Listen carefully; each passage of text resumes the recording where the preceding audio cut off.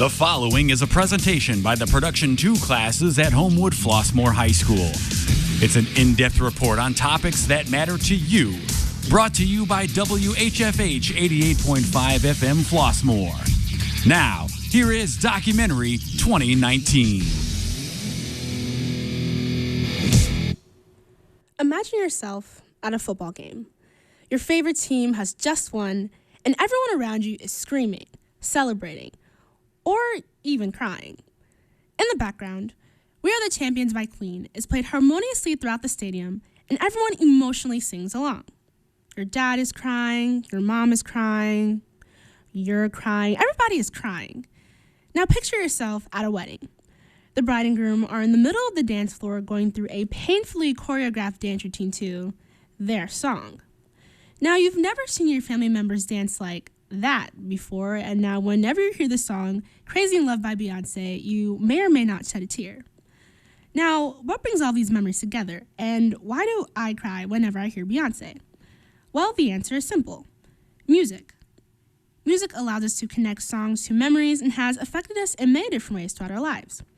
Neuromusicology, or the study of how music affects the brain, analyzes these effects.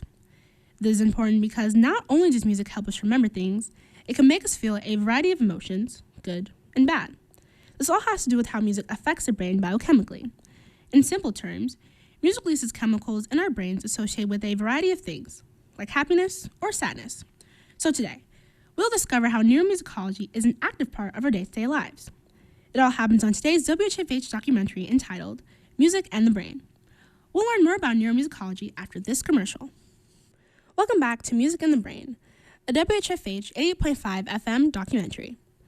Neuromusicology is a scientific study of the effect music has on the brain and is based on the concept of music's role and influence in human life and society.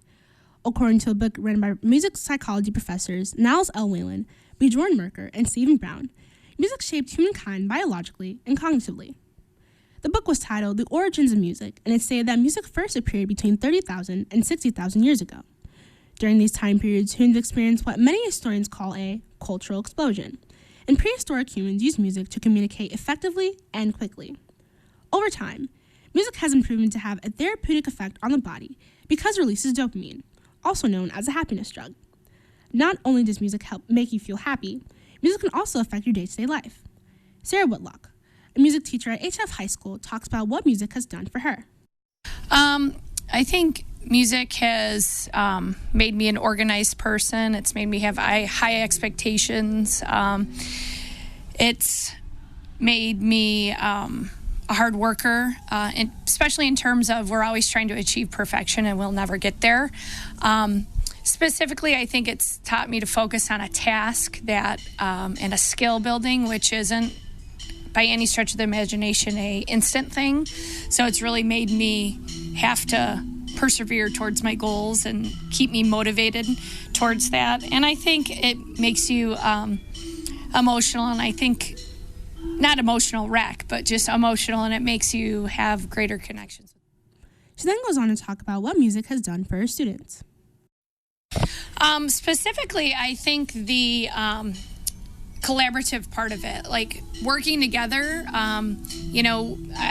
I feel like the more we move on in society, like with technology and phones, we become more self-centered, and I feel like specifically lately that's one thing that's changed. With you can see a change in music students, but I think specifically they make more connections of how things work together. Like, okay, I'm here after school and I have to go to this practice and I have to get this homework done. So those connections of how you balance your time and how you organize your time and how you make all of those things happen. I think that it also makes them more goal driven in terms of, hey, I know I need to do this. I might not achieve it, but I need to keep on this path. And I think problem solving, really, how am I going to fix this phrase? So musical phrase, so how does that apply to other things that they do? Carter Langston, a student of Miss Whitlock's, explains how he got into band and what music does for him. Well, in fourth grade, I was in orchestra, and band seemed much cooler than orchestra, so I kind of shifted over into percussion, and I fell in love with it, and I've been playing ever since. I knew some older people in the band, and looking at them, they looked pretty cool, so I was like, hey, I want to do that. And as regards as what it does for me, I don't know, it's kind of like an escape from what we have to deal with in everyday life, and it's kind of, I get to like sit down and just, play music and forget about a lot. Winton Wright, another one of Miss Whitlock's Well, students, in talks fourth about grade, how I he was in aspires to orchestra, create music like those and before him. bands seem much cooler Well, than I've been orchestra, playing so I piano kinda since I was like shifted around over 5, into so I've percussion, been and playing I fell for in a love with long it, and I've been time, playing ever and I since. just really I love knew some music, and I older love people in writing the music band, and different piano and pieces looking and at stuff them, like that. They looked pretty cool, so I was I like, hey, really I wanna like do classical that. piano And music because it takes a as lot of regards as effort what to it write does it. for me, And so I don't know, it's when kinda I'm like writing an music, I escape just from like what we to have to aspire deal to with be in everyday life. It's them and kinda, just I create get to, pieces sit like down they have and created. just, play music and According forget to a about study done a by lot. Ashford University, music affects a person in 4 ways: emotion, memory, learning, and attention. An example of how music can affect you emotionally is when you're watching a movie and a very sad part starts to play on the screen. Take the movie Titanic, for example. The acting, the plot, the music has you crying. The people that composed music for this movie intentionally played tear-jerking music to make you feel something, which keeps your interest in the movie. Music also improves memory and learning. When we were in preschool, we all learned our ABCs by singing the ABC song. Singing that song repeatedly allowed to be ingrained into our memory.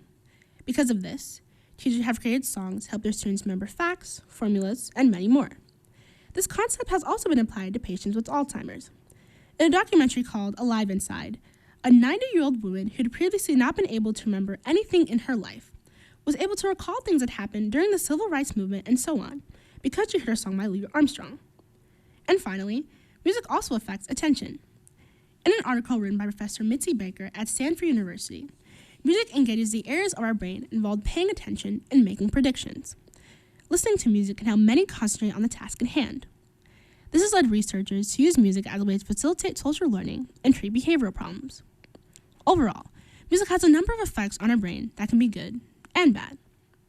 Researchers from Manchester University have discovered that listening to sad music can increase a person's anxiety. In a 2015 study, they include that those who suffer from anxiety, depression, or any other mental illnesses can cause themselves to be more sad than they usually are.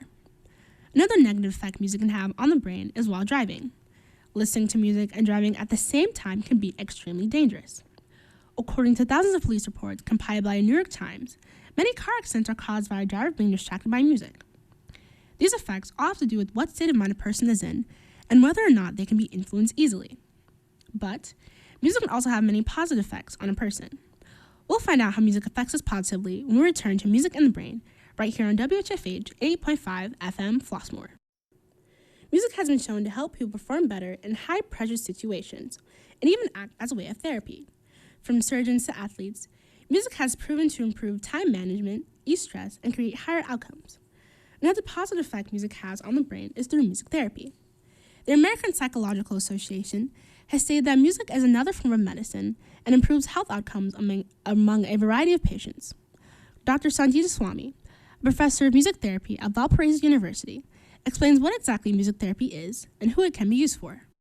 Music therapy is essentially the use of music to assist people in meeting cognitive or emotional, psychological, physical, or social or spiritual needs.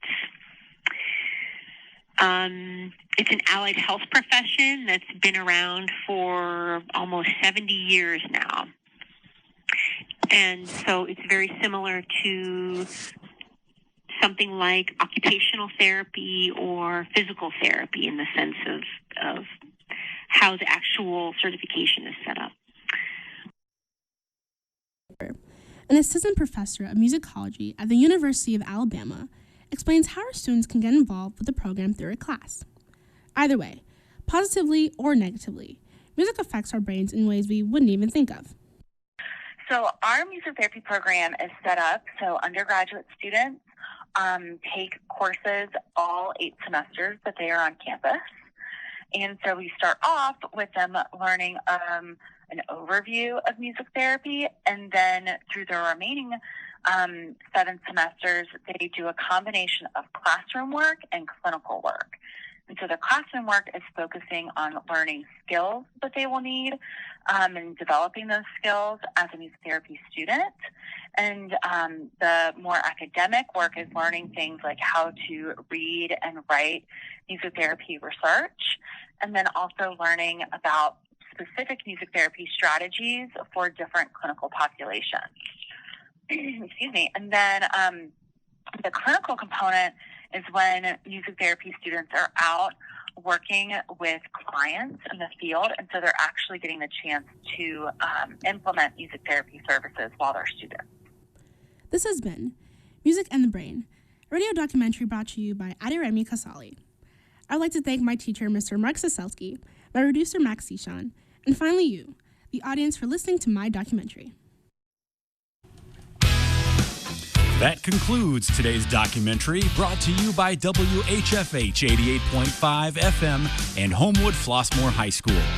Thanks for listening. We now return you to your normal programming.